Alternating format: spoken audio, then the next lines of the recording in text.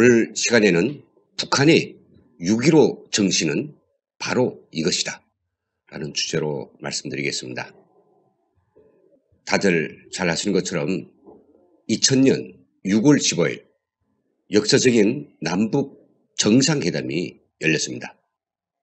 바로 여기에서는 두 정상이 사인을 하고 전 세계에 공표한 6.15 남북 정상회담 선언, 6.15 공동선언이 발표되는 그런 역사적 쾌거를 이루기도 했습니다. 오늘 제가 말씀드리고자 하는 것은 6.15 정상회담과 또 거기서 채택된 역사적인 6.15 남북 공동성명 그 자체를 폄훼하려고 한다거나 아니면 그것이 의미가 없다라든지 아니면 오히려 통일에 해방을 노렸다든지 이런 취지는 아니고요. 북한이 바로 6.15 공동성명에서 확약하고 또 남북 두 정상이 굳게 손을 잡고 다짐한 이 남북관계의 화해와 협력 그리고 비핵화와 우리 민족 공동의 번영을 위해서 북한은 정말 얼마나 그것을 철저히 준수해 왔는지 그런 부분에 대해서 우리는 다시 한 번쯤은 깊이 생각해 볼 그런 시간적 계기가 되었다라고 하는 부분들을 말씀드리겠습니다.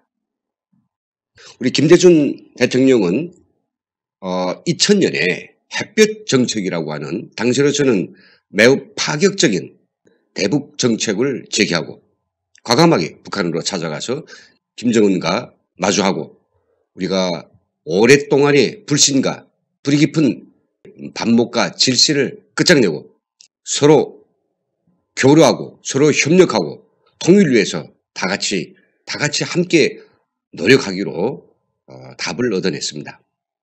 하지만 북한은 과연 우리 남한 대통령이 이런 적극적인 우리 남한 대통령이 진심과 성의 그리고 적극적인 노력들에 대해서 어떤 식으로 답을 해왔고 그들은 그 공동성명을 얼마나 잘 지켜왔는지 여러 계기들을 통해서 저희들은 분명히 한 가지 사실은 잘 알고 있습니다. 바로 북한이 94년에 김일성이 사망하고 나서 갑작스럽게 들이닥친 이 극심한 경제난 때문에 북한 체제는 1999년도 후반부터는 완전히 체제가 붕괴돼야 될 등전풍화의 위기에 직면했습니다.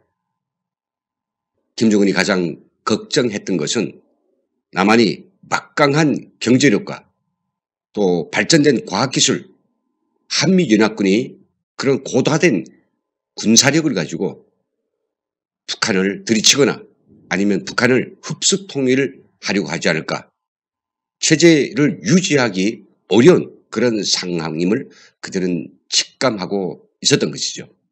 그래서 지체 없이 차라리 남쪽 대통령이 이렇게 선의 손을 건넨 그 손을 맞잡으면 자기들이 남한과 국제사회로부터 적극적인 지원을 통해서 피폐된 체제의 붕괴만은 막을 수 있고 또 여기서 명분과 타당성 싸움만 제대로만 들이대면 향후에 남한을 견제하면서 자기들이 오랫동안 추진해 오고 있던 핵개발과 장거리 미사일 개발을 완성할 수 있다는 이 부분에 주안점을 들고 쾌재를 불렀습니다. 그래서 김대중 대통령이 방북을 흔쾌히 승낙을 했고 통일에 마치 의지가 있느냐 또 자기는 운둔형의 대통령이 아니라 나라와 민족을 사랑하고 특히 분열되어 있는 이 결의를 대단히 걱정하고 사랑하는 그런 지도자라고 하는 그런 상을 보여줄 수도 있는 1조 또 다석의 그런 효과를 내려고 팔걷고 나섰던 것입니다. 그런데 여기서 가장 중요한 것은 이 6.15 정상회담과 6.15 공동선언에 대한 이 김정은의 생각은 측근 간부들과 북한 노동당의 고급 간부들 그리고 지식인들을 대상으로 배포한 해설재간과 강연회와 삼방송 이걸 통해서 집중적으로 내려 먹었던 거죠.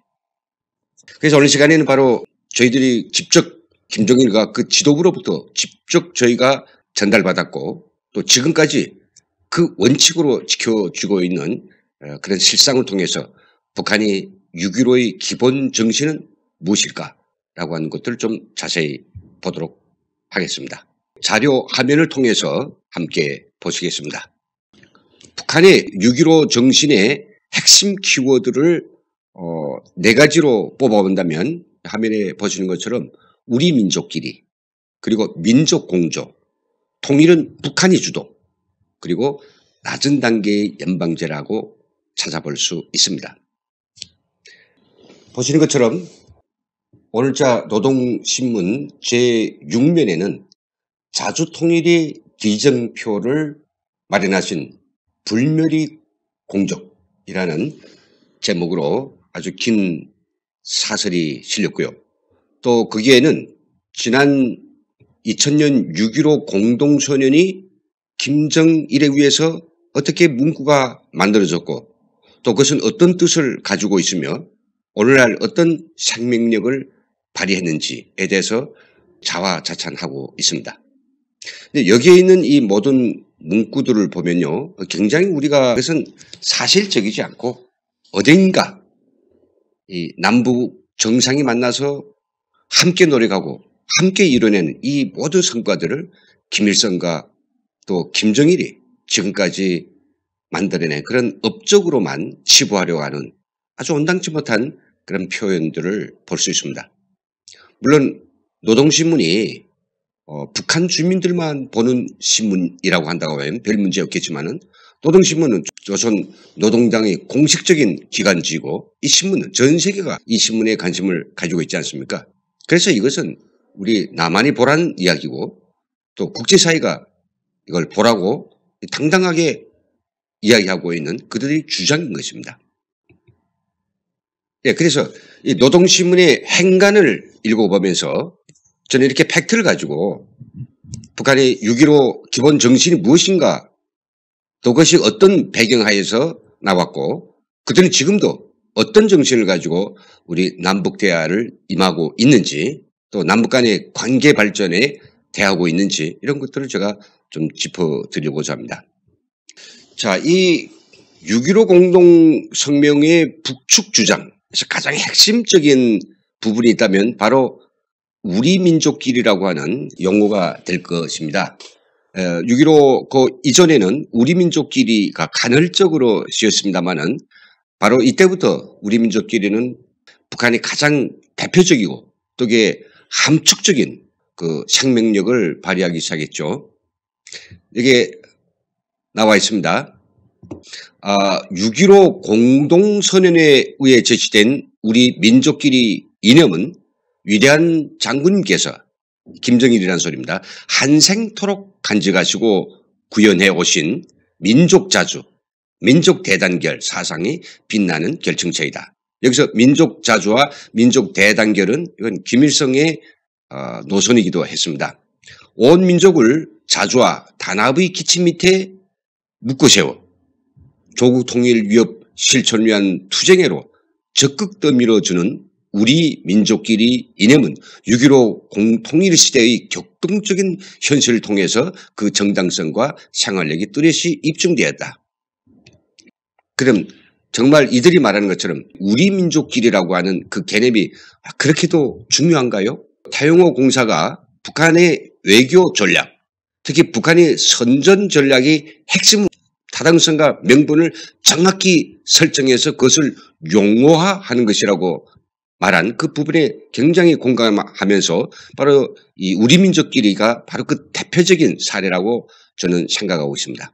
논리적인 의식에 따르는 협상가들은 또 그리고 일반 주민들은 그 용어가 아주 쉽고 그리고 그 뜻이 매우 분명하고 타당성이 있다고 하면 그 내용은 어떻게 되었든지 간에 공감하게 되는 인식의 특징을 가지고 있습니다. 우리 민족끼리 통일하자. 이 이야기가 뭐가 나쁘겠습니까? 남북 한만이 회담하고 협상을 통해서 우리가 통일하자. 통일이 그게 어떤 통일이든지 자기식들의 통일이죠. 그래서 저는 이걸 보면서 그렇게 생각했습니다. 이게 남한을 정말로 쉽게 생각한다는 거죠. 미국을 다루기보다는 남한을 다루기 쉽고 보수 정권보다는 그래도 좌파 정권을 다루기 쉽고 왜 그럴까요? 쉽기 때문이라고 생각하고 그들이 자기들의 어떤 주장과 도발적 정책들에 대해서 대체로 수긍해왔고 특별히 반론을 제기하지 않기 때문이라고 그들은 매우 쉽게 생각한다는 거죠. 힘든 미국은 배제하고 또 어려운 중국은 배제하고 가운데서 굉장히 긴가민가하게 노는 제국들을 제외하고 쉬운 남한을 상대로 해서 통일 논의를 뭐 주거니 받거니 하면서 세월을 보내고 돈을 따내고 국제사회의 어떤 영향력을 행사하고 이게 바로 그들이 만들어낸 우리 민족끼리의 핵심이라고 생각됩니다. 결국은 뭐겠습니까? 우리 민족끼리를 강조할 때는 당시 그들이 굉장히 어려운 경제적 피폐 속에서 북한이 붕괴할 날은 곧 도래했다고 다들 점치고 있을 바로 그런 상황이었단 말이죠.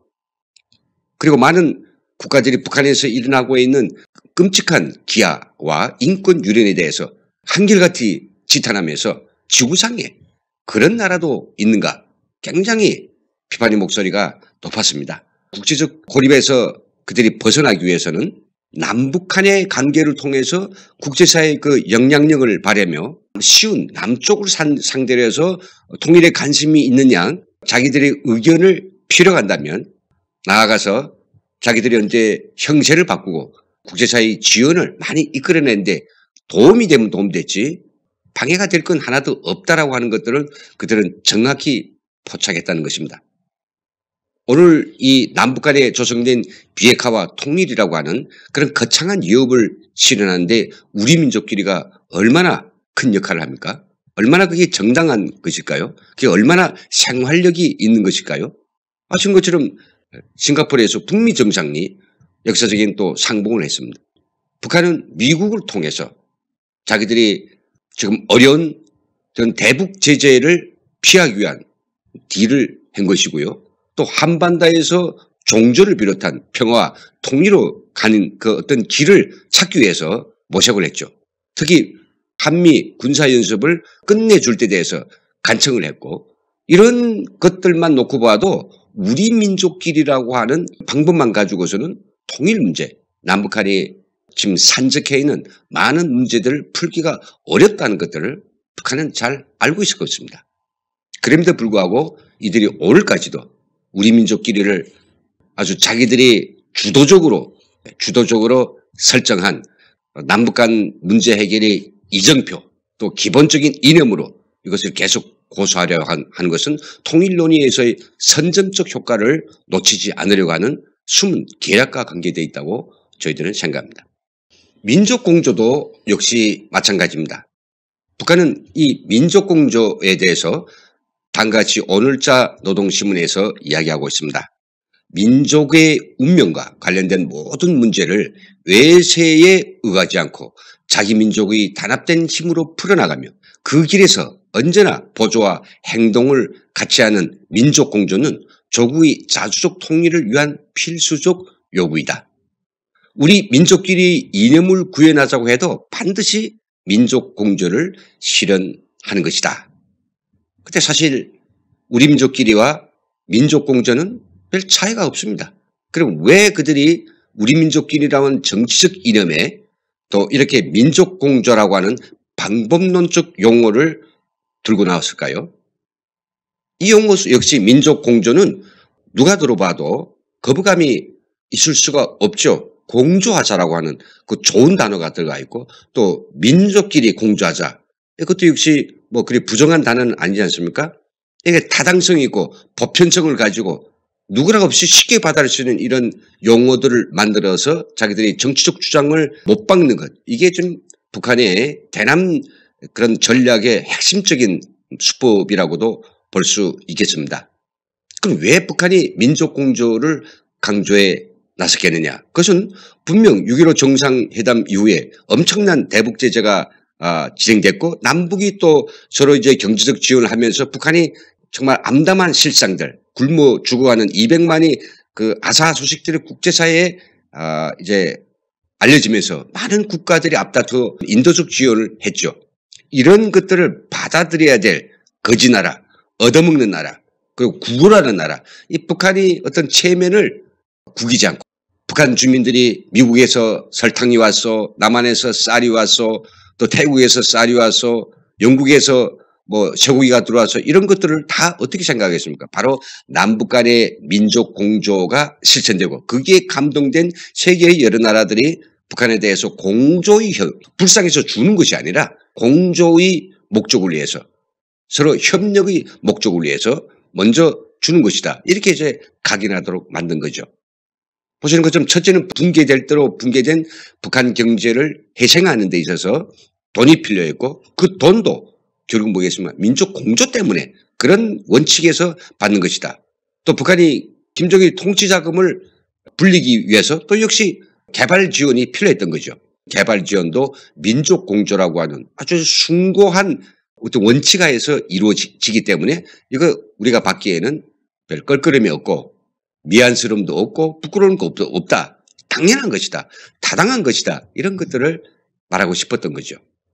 때문에 민족 공조는 우리 민족끼리라고 하는 이런 통일 이념하고 서로 보완 측면을 가지면서 정치적으로나 경제적으로 결국은 남한으로부터 엄청난 돈을 따내고 그리고 관계를 따내고 국제사회에 영향을 따내려고 하는 전략이 완벽하게 반영된 수책이라고 저희들은 보고 있습니다. 북한의 6.15 정신에서 우리가 간과하지 말아야 될 것은 세 번째로 마치 통일은 북한이 주도하고 있다는 강력한 메시지를 보내고 있는 것입니다. 오늘자 신문에서 강변하고 있습니다.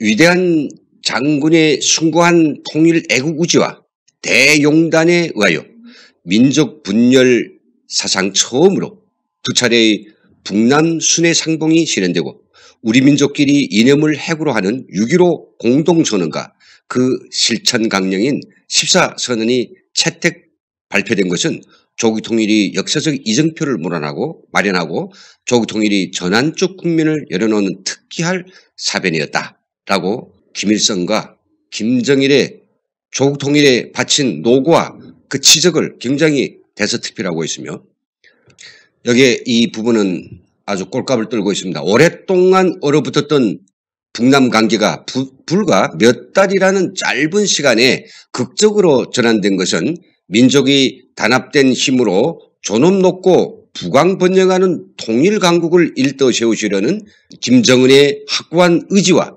탁월한 정치실력, 한없이 뜨거운 민족애와 대범한 결단에 의해 마련된 역사적 사변이다. 그이께서 두 차례의 북남 순회 상봉과 회담을 진행하시고 4.27 선언을 마련해 주신 것은 민족의 화해단합과 평화번영의 새 시대를 열어놓으신 특기할 대공적으로 된다. 지금 우리 민족의 앞길에는 끝없이 밝고 희망찬 미래가 펼쳐져 있다. 정말 김정일은 김대중 대통령의 6.15의 뜨거운 손길을 잊으면 안 됩니다. 다 죽어가는 김정은을 그래도 좀 달래고 얼려서 전쟁 없이 정말 평화적 방법으로 통일하자고 하는 남쪽 대통령의 순수한 그 정신과 그리고 인도주의적 손길에 의해서 자기들은 다시 고사위기에서 살아났죠. 역설적으로 이야기하면 북한 주민들은 바로 그 6.15 때문에 결국은 북한 세계에서 가장 악독한 국제 정치를 결국은 18년 동안 더 살게 되었다라고 하는 사실 저는 너무 통분합니다. 지금도 유엔의 최강도의 대북 제재 하에서 저희들이 더는 어쩔 수 없는 그런 지경이 되니 이번에도 또 남쪽을 상대로 해서 평화의 사도인 양 비핵화니 또 장거리 미사일 폐기니 이런 그 너시를 떨면서 죽어가는 상황에서 또 살아나려고 하는 김정은 집단의 가증스러운 상황들을 보면서 죽어가는 저 독재 체제를 다시 생명을 연장해 준다면 북한 주민들은 또 몇십 년을 꼬리 없는 짐승으로서 가장 포악한 독재하에서 사람 아닌 사람으로 살아가야 될 것인가? 이것이 너무 안타깝습니다. 물론 남한은 엄청 많은 것들을 이뤄냈고 손꼽히는 부국으로 건설된 건 저희들이 알고 있습니다. 그렇기 때문에 귀중한 모든 것들을 파기하지 않고 보존하면서 평화적 방법으로 통일할 수 없느냐. 이거에 대해서는 저희들도 공감이 갑니다만은 그런 것만 찾다 보니까 북한 체제하에서 매일매일을 마소처럼 살아야 되는 그 끔찍한 북한 주민들의 마소처럼 살아야 되고 세계 최악의 인권유린 상에서 죽지 못해 살아가는 그런 북한 주민들이 상황을 또 20년을 연장하겠는지 50년을 연장하겠는지 100년이나 1000년을 연장하겠는지 끝없이 지속되고 북한 주민들이 고통이 이어져야 되는 이 사실에 너무도 통탄할 일이라고 생각됩니다. 남한의 그런 진정성, 남한의 평화 애호적인 그런 선의의 손길을 악용하고 있는 이런 독재 집단을 우리가 평화라고 하는 전쟁을 하지 않겠다, 파괴시키지 않겠다 이런 것 때문에 정말 독재자와 입을 맞춰야 되는지 세상에 가장 포악한 독재 정치 존속과 그것의 끝없는 유지에 우리가 정말 맞장구를 쳐줘야 되는지 묻고 싶습니다. 그러면서 이제 북한은 이 남북 정상 우리 김대중 대통령 그리고 노무현 대통령 문재인 대통령 세 분이 4차에 걸쳐서 진행한 남북관계를 평화적으로 만들어가기 위해서 노력해온 그 공들에 대해서는 한마디 언급도 없고 지금 그 대통령들이 이름 한 글자도 없이 오직 4차례에 걸친 남북정상회담의 모든 성과들이 김일성과 김정일과 또 김정은이 치적이라고만 표현하고 있는 엄연한 현실 속에서 우리는 도대체 어떤 내용들을 읽어야 되겠습니까? 저는 북에서 45년 살고 왔고요. 그 위에 한 14년 동안 북한의 공식적인 출판물들 계속 보아오고 있지만은 제가 있을 때나 지금이나 북한이 공식적인 입장과 공개하고 있는 모든 이 정책들은 또 현실은 단 0.001%도 변한 게 없습니다. 그들은 그때나 지금이나 똑같은 주장을 하고 있으며 이 통일이라고 하는 것은 오직 북한에 의해서만 주도돼야 되며 오직 통일은 김정은에 의해서 또 김씨 왕조에 의해서만 결실을 맺게 돼야 된다는 것. 즉 북한이 염원하고 있는 주체 사상에 의한 전국의 통일만이 그들의 유일한 통일이며 그것은 북한에 의해서만 실현될 것이라고 하는 것을 그들은 주장하고 있는 것이죠. 그리고 북한이 6.15 정신에서 또 하나의 중요한 것은 연방제 통일 국가 이런 방안을 낮은 단계로 수정함으로써 마치 자기들이 통일에 대해서 남한의 연합제와 비슷한 실현 가능한 통일 방안이기 때문에 이 낮은 단계에 의한 연방제 방식으로 통일하는 것이 가장 합리적이고 가장 공명정대하다라고 하는 이런 사실을 계속 밀어붙이려고 하고 있다는 이런 것들에 대해서 우리가 간과하면 안 된다고 생각됩니다. 원래 북한은 김일성 시대에 연방제 방안을 제시했죠. 이 연방제 방안이라고 하는 것은 어느 날 갑자기 헌법을 제정하고 연방국회를 만들고 그래서 갑자기 통일하는 것입니다. 이렇게 갑작스러운 통일, 준비도 없는 통일 이게 현실적으로 불가능한 것이고 당시 이 김일성의 연방제 이 통일 방안이 나올 때는 그들이 국제사회에 아둔하다 보니까 용어들이 아주 제대로 숙달되지 못하다 보니까 연방제와 연합제를 막 혼돈하면서 연방제가 연합제인 줄 알고 혼돈하는 그런 우도 범하였습니다. 그러다 보니까 북한의 연방제는 사실상 현실 가능성이 없는 거죠. 어떤 준비도 걸치지 않고 어느 날 갑자기 헌법을 만들고 통일국회를 만들고 통일정부를 만들고 이게 말이나 되는 일입니까? 자기들이 문제점을 간과하고는 6.15 정상회담에서는 그것을 좀 수정해서 낮은 단계의 연방제라고 하는 것을 제시함으로 해가지고 역시 자기들이 먼저 이 통일 방안에서도 선전적 결코 남한의 연합제에 밀리지 않겠다고 하는 이런 것들을 딱 쐐기침을 해가지고 연방제는 북한이 시종일관하게 밀고 나가 말고 김일성이 만들어 놓은 어떤 연방제의 타당성을 그다음 명분을 살리기 위해서 고도로 이 꼼수를 쓴 흔적들을 볼 수 있습니다. 그래서 낮은 단계의 연방제는 도대체 무엇일까요? 잘 아시는 것처럼 남북이 지금처럼 서로 다른 정부와 제도를 유지하면서 각각 정치, 군사, 애교권 모든 기능을 그냥 유지하는 겁니다. 서로 다른 나라인 거죠. 그 위에 하나의 통일 기구를 세웁니다. 그것도 구속력이 있거나 결정권이 있는 그런 기구 아니고요. 권고권을 가진 유엔 안전보장이사회와 같은 그런 권고권을 가진 기관인데 그게 바로 민족통일기구라고 하는 것을 설치해서 점차적으로 하나의 연방국가를 이루는 형태라고 볼 수 있습니다. 고려 연방제를 북한이 내온 것은 뭐냐? 남한하고 딜을 한 거죠. 그 딜은 뭐겠습니까? 일단은 우리가 통일 논의를 본격적으로 실시를 하겠으니까 당시 북한이 처한 상황에서 당장 남한과 주한미군에 흡수될 수도 있는 그런 위험한 상황만큼은 피하고 싶었던 거죠. 통일 논의를 하고 우리가 아주 건설적인 통일 진로를 걷고 있는데 왜 당신들이 우리를 흡수하느냐. 이런 논리를 붙여가지고 흡수 통일에 대한 남한 정부의 의지를 꺾고 그리고 시간을 벌어가지고 자기들이 하고자 하는 그런 길을 가려고 했던 것입니다.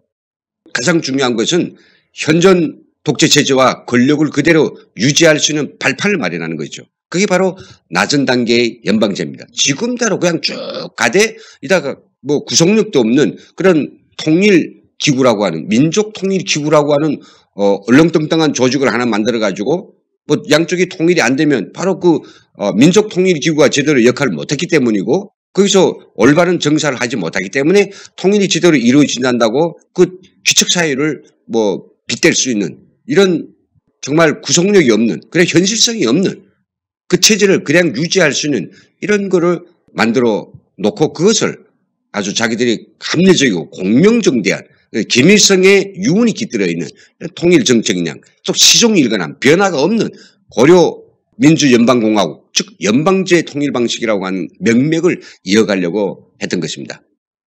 이걸 위해서 김정일은 한 걸음 양보를 했습니다. 뭐를 양보했냐면요. 그때 주한미군의 한시적 주한미군의 존재를 한시적으로 용인한 거죠. 뭐 미군이 자기들이 나가라 해서 나갈 것 같지는 않고요. 또 남만 보고 내보내서 나갈 수 있는 것도 아니고 그러니 계속 반대해오던 주한미군 철수에 대해서 부분적으로 조건적으로 용인하면서 결국은 우리 제도를 흡수하려고 하지 말라. 그리고 지금 자기들이 권력을 그대로 유지할 수 있게 해달라. 오늘 현재 와서는 그것이 바로 뭐겠습니까? 연방제라고 하는 이 통일 방안이 결국은 오늘날에서 체제 보장이라고 하는 아주 격상된 당연하게 그리고 그것은 변명의 여지가 없는 것으로 그 초석에 올려놨다고 그들은 생각하고 있는 것입니다. 우리 탈북민들이 북에서 들고 북에서 세뇌당하고 북에서 모든 것들을 경험했던 이런 이야기들을 하면 마치 저희들을 통일을 바라지 않는 또 남한이 전쟁을 해도 다 파괴돼도 좋다고 하는 무책임한 이런 사람들로 몰아가는 그런 온당치 못한 사람들도 많습니다.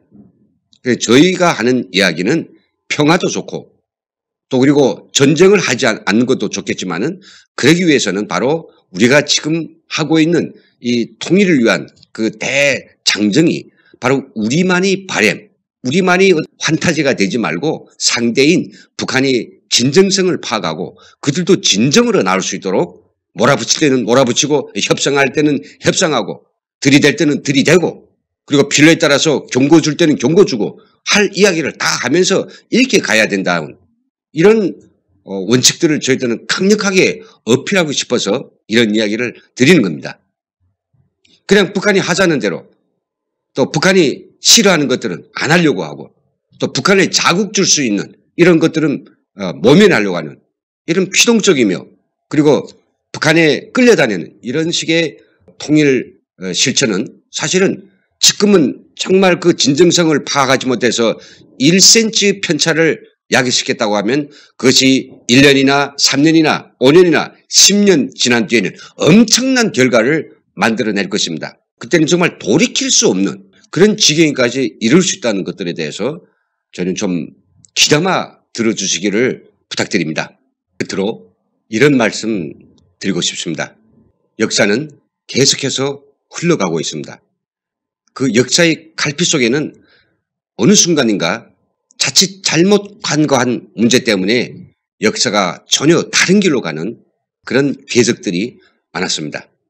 우리 정부는 이제라도 북한과의 평화를 위한 대장정을 함께할지라도 항상 북한을 살피고 북한에 원칙적으로 대하며 특히 북한 인권 문제를 포함한 인류 보편적 가치를 가지는 이런 문제에 대해서는 언제든지 당당하게 이야기하고 납북자들을 송환하며 국군 포로와 그 가족들을 고향으로 갈 수 있도록 매우 인류 보편적 가치는 절대적으로 지키면서 남북관계를 발전시켜 나가는 대원칙을 지켜주시기를 부탁드리겠습니다. 이상으로서 북한이 6.15 정신은 바로 이것이다 진행을 전부 마치겠습니다. 지금까지 시청해주신 여러분 감사합니다.